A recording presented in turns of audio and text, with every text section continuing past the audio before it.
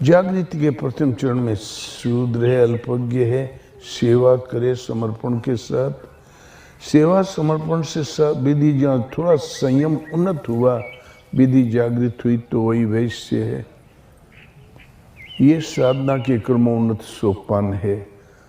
तो जन्मना जायते शूद्र, पहले अच्छे था, जागृति आ गई तो शूद्र।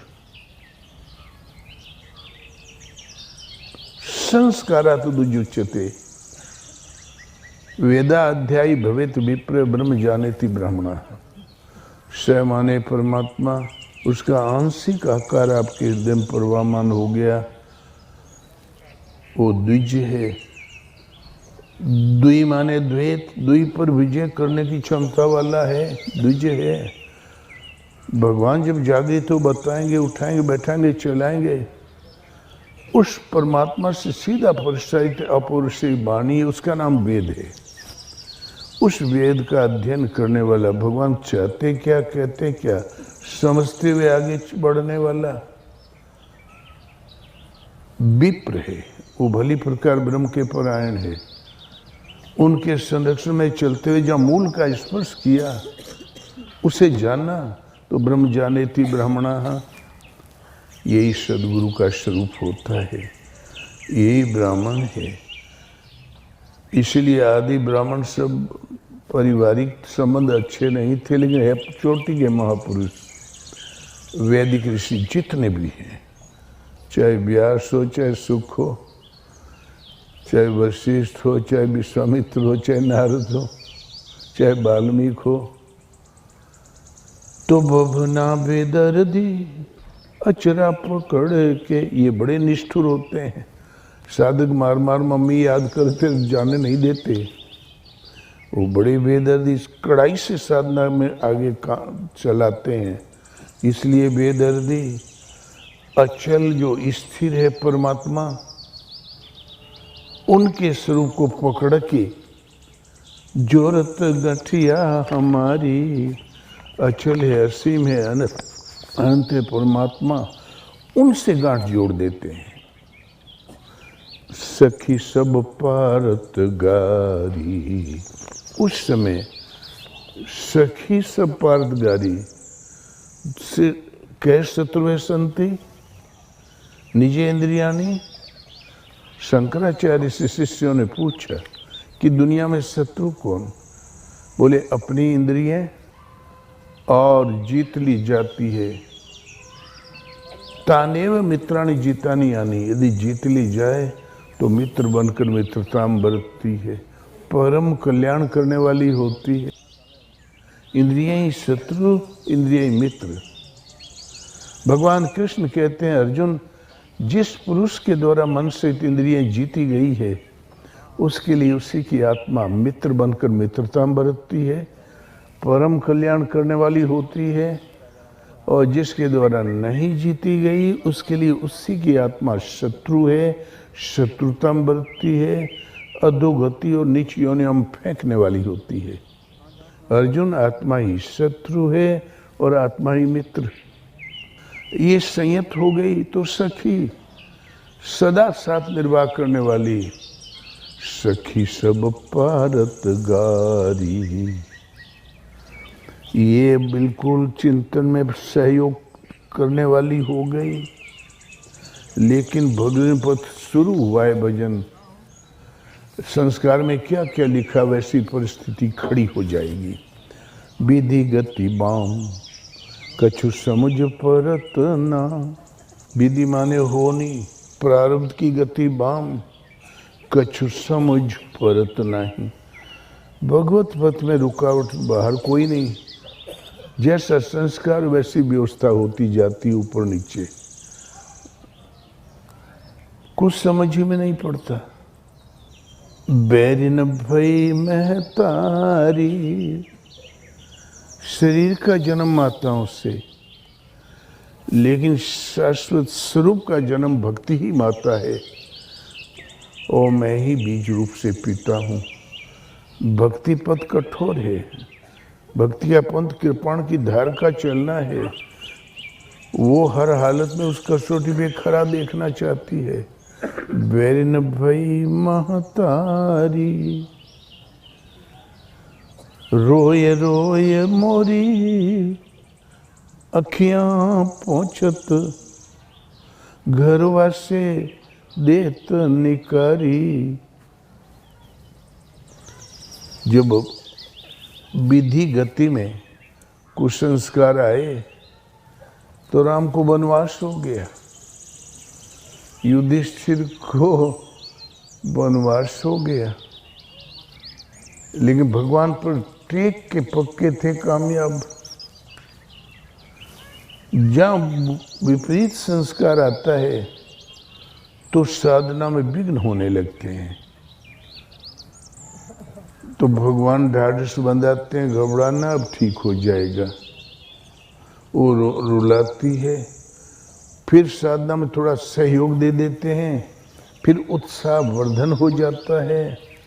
कभी रुदन कभी उत्साह वर्धन, रोए रोए सुआ मोर पहुंचत। और जिस बंधन में आप फंसे हो, जिस गृहस्थी में, घरवा से देत निकारी, आस्ते आस्ते निवृत्ति करा देती है। कर्म गति टरे अनटारी, कर्म की गति टालने से नहीं टलता, ठीक समय पर सामने आती घटती है। लेकिन भगवान जो मन की लगाम भगवान के हाथ में है, आएगा कैसा भी संस्कार आएगा, भोगने में आएगा और पीछे छूट जाएगा, कट जाएगा। कर्म गति टरे अनटारी, अवश्यमेव भुक्तव्यम कृतम कर्म शुभाशुभम, शुभ और अशुभ कर्म अवश्य भोगना पड़ता है।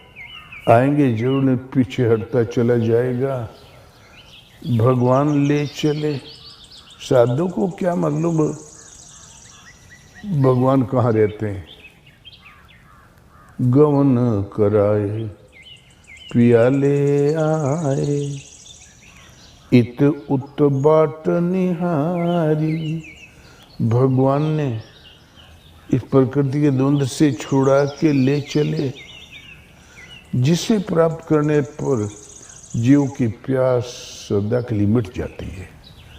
प्यास माने तृष्णा और पाने की इच्छा।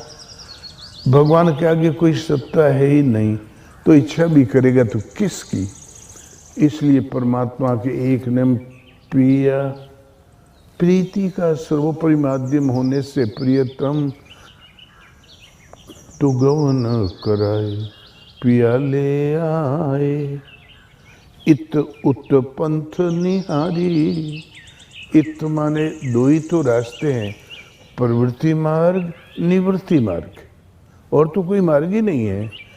प्रवृत्ति वह जो सदा प्रवृत्त रहो, अंतहीन सफर इस योनि से उस योनि का अंतहीन सफर, भवाटवी में भटकते रहो। निवृत्ति मार्ग जिस राह से चलकर उत्कर्ष होते होते जहाँ परमात्मा का स्पर्श किया तो दर्शन स्पर्श मिले, दर्शन पाया तो सदा सदा के लिए भवबंधन से छुटकारा मिल जाता है, स्पर्श मिलता है। भगवान अपनाते तो अपना अपना स्वरूप दे देते, अपना विलय कर लेते हैं। तो भगवान को माया खाएगी तो तुम्हें भी खा लेगा। ये सदा के लिए भवबंधन से, कर्म संस्कारों से निवृत्ति हो जाती। यही तो एक मार्ग है। इत माने बहिर्मुखी प्रवृत्ति जो पीछे लगी थी, उत माने परमात्मा पर्यंत दूरी तय करने वाली, कराने वाली प्रवृत्ति। दोनों रास्तों पर निगाह रखते हुए इतो तो पंथ निहारी। छूटल जब वहाँ ले चले, गांव छूट गया, नगर छूट गया। छूटल गांव नगर से नाता, छूटे महल अटारी, सब कुछ छूट गया। कर्म गति टरे अनटारी, आई गवनवा की सारी। क्या कर्म, कर्म क्या है? यत प्रीति कर्म मुरारे, भगवान के चरणों में प्रेम हो जाए, इसी का नाम कर्म है। कर्म गति टरे न टारी, एक बार ये कर्म पार लग गया तो माया में कोई उत्पात नहीं जो उसको घसीट के पीछे पटक दे। अर्जुन, नियत कर्म, इस कर्म को करने वाला संपूर्ण ब्रह्म को जानता है, इस कर्म को करने वाला संपूर्ण अध्यात्म को जानता है, संपूर्ण अधिदेव सहित मुझको जानता है और मुझे जानकर मुझ में स्थित हो जाता है। ये भगवत पथ में जितना आपसे भजन पार लग गया, वो कभी माया में कोई वज्रपात नहीं उसको नष्ट कर दे। हमसे भजन पार नहीं लगता तो कोई नुकसान नहीं है।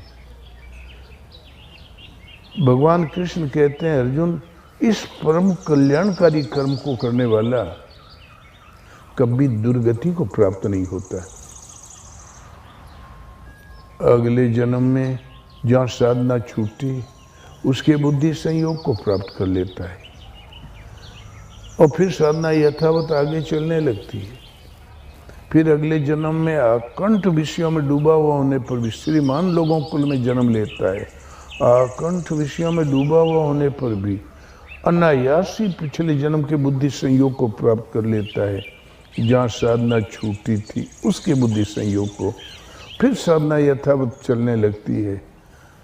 फिर गुरुकुल भवती, गुरु के कुल में प्रवेश पाता है। इस प्रकार अनेक जन्म संसिद्धि ही अनेक जन्मों के परिणाम में वहाँ पहुँच जाता है, जिसका नाम परम गति है, परम धाम है। अर्जुन, मेरा भक्त कभी नष्ट नहीं होता। स्वल्पम अपश्य धर्मस्य त्रायते महत्व भयात, इस धर्म का, ईश्वर को धारण करने का नाम धर्म है। श्रद्धा भाव से इस धर्म में आरंभ का नाश नहीं। 2 कदम चलते बन गया तो अगले जन्म में तीसरा ही पड़ेगा। माया में कोई वज्रपात नहीं नष्ट कर दे। माया स्वरचित घटा बढ़ा सकती है। माया मन बुद्धि तक सीमित है। गोचर जहाँ लगी मन जाई, सो सब माया जाने भाई। इंद्रियों और इंद्रियों के विषयों में जहाँ तक मन उड़ान भरता है, बुद्धि निर्णय लेती है, सो सब माया जाने भाई। मन बुद्धि से परे परमात्मा, उनके द्वारा संचालित साधक, उसको देख ही नहीं पाता। माया नष्ट कैसे कर देगी? इसलिए इस धर्म का स्वल्प अभ्यास महान जन्म मृत्यु के भय से उद्धार करने वाला होता है। धर्म अपरिवर्तनशील है। धर्म कभी नष्ट नहीं होता। सृष्टि में कुछ भी नहीं उसको नष्ट कर दे। खाना पीना, रहन सहन, कपड़ा लत्ता हमारी मनुष्यों की जीविका है। ईश्वर को धारण करने की नियत विधि कर्म, उसको कार्य रूप देना धर्म। यदि ये कर्म की पथ पर आप आगे बढ़ गए, अवश्य लक्ष्य को विदित करा के दम लेगा। गांव छूटा, नगर छूटा, महल अटारी छूटा, कर्म एक साधना पथ, योग विधि, कर्म गति टरे न टारी। माया में कोई उपाय नहीं उसको नष्ट कर दे। आहिस्ते आहिस्ते ले कहाँ गए भगवान? नदिया किनारे बलम मोर रसिया, दीन घूंघट पटटारी। नदिया किनारे, यहाँ नदियाँ तो दुनिया में तमाम, ये नदियाँ क्या? भव सरिता। जब हम भजन नहीं करते, अनजान है, अनभिज्ञ है, तो संसार एक समुद्र है। भव सिंधु अगाध पड़े नरते, पद पंकज प्रेम न जे करते। अथाह भव सागर में वो नर पड़े हैं जो उन परम प्रभु के चरणों में प्रेम नहीं करते। प्रेम नहीं करते, उसके लिए संसार समुद्र है। अनंत नदियाँ उसमें गिरती रहती, न 1 इंच घटता है न बढ़ता है यथावत। गोते खाते रहो भव सिंधु में। और जहाँ प्रभु की कथा, प्रभु प्राप्ति वाली साधना पद्धति कथा जहाँ ग्रहण करते बनी, तो राम कथा भव सरिता तरनी, अथा भव सागर भव नदी के रूप में परिवर्तित हो जाता है। और फिर उसी के अनुसार चिंतन करने लगा, ये चरित्र जे गावई हरिपद पावई तेन पड़ई भव कूपा। इस चरित्र को जो गायन करता है वो हरि का पद पा लेता है, वो भवकूप में कभी नहीं गिरते। और इससे आगे का एक स्तर और है, गरुल सुमेरु रेणु समताही, राम कृपा करी चितवा जाही, गरल सुधारिपु करई मिताई, गोपद सिंधु अनल शीतलाई। भगवान करुणा करके देख ले, गोपद सिंधु अथाह समुद्र, नदिया हुआ कुआ हुआ, गोपद सिंधु, गाय ने पांव रखा नरम मिट्टी में, खुर गड़ गया, चुल्लू भर पानी भर गया, बस उतना ही है समुद्र आपके। गो माने मन से इंद्रिय, इनका जितना आयतन है संयम सधने के बाद उतना ही आपके लिए समुद्र। और इससे आगे इस तरह आया, तो नाम लेत भव सिंधु सुखाही, करहु विचार सुजन मन माही। नाम के प्रभाव से अथाह भवसागर सूख जाता है, तो झूरे में डूब के मरोगे जब कुछ है ही नहीं ठहराना था। साधना का क्रमोन्नत स्तर है, सागर से नदिया, नदिया से कूप, नदिया से कूप से गोपद, गोपद से सूख गया। तो नदिया किनारे ये भवसरिता के उस पार प्रभु घुमा फिरा के साधना पथ पर चलाते हुए ले आए। नदिया किनारे बलम मोर रसिया,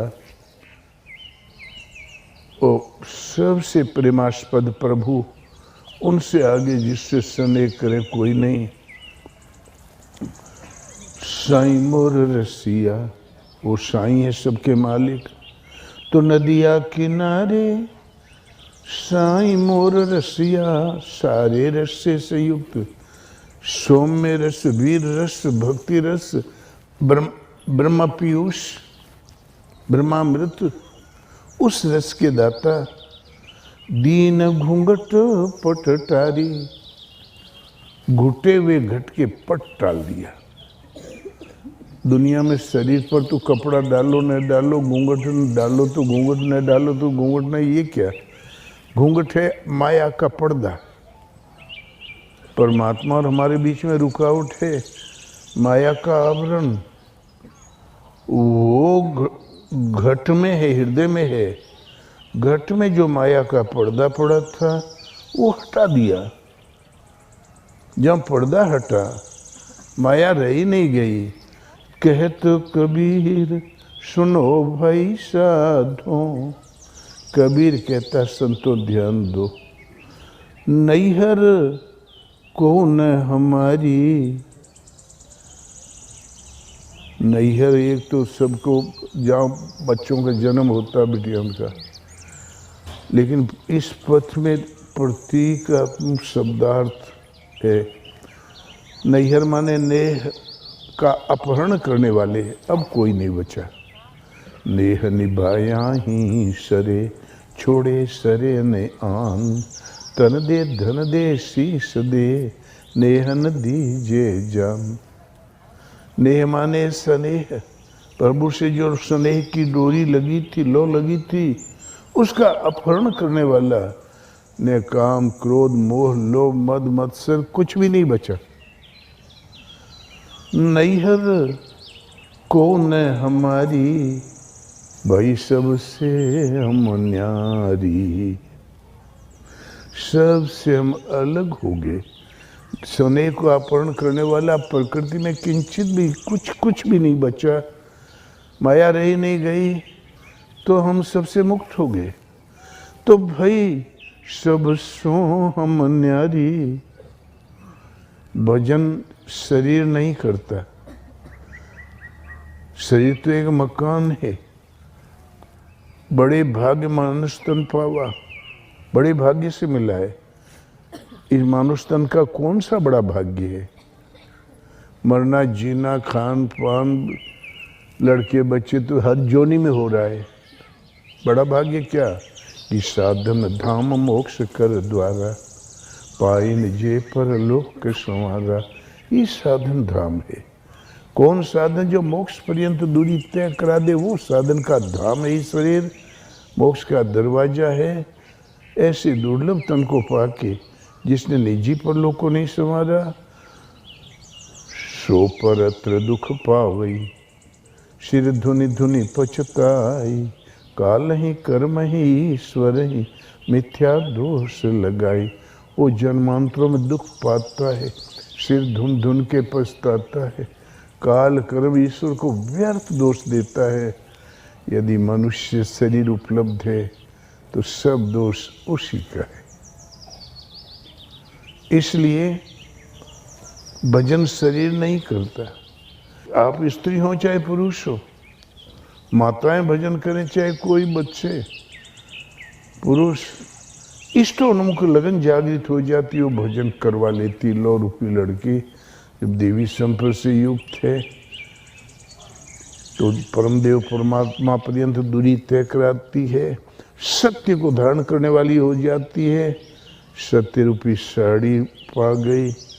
और जब अविद्या से वो आप्लावित थे, आश्री संपत्ति से उत्प्रोत है, तो प्रकृति के घने अंधकार की ओर गतिशील है, अनंत योनियों में भटकाने वाली होती है। तब आज हमें साड़ी मिल गई, आई गवनवा की सारी। चित्तवृत्ति में सत्य प्रवाहित हो गया। जब सत्य प्रवाहित हो जाए, भगवान के वरद उसके नीचे साधना पहुंची। उम्र अब हिन मोहरी बारी। 5 साल का बच्चा वो साधक एक है, बालक की तरह होता है। भगवान कहते हैं, करूं सदा तिनके रखवारी, जिम बालक राखे मैं तारी। ऐसे भक्तों की रक्षा बालक की माताएं करती, वैसे ही मैं रक्षा करता हूँ। तो उम्र अब हिन मोरी बारी। सत्य को धारण करने पर भी बाली अवस्था आती है, आएगी। सबके पास व्यवस्था है। भजन करो।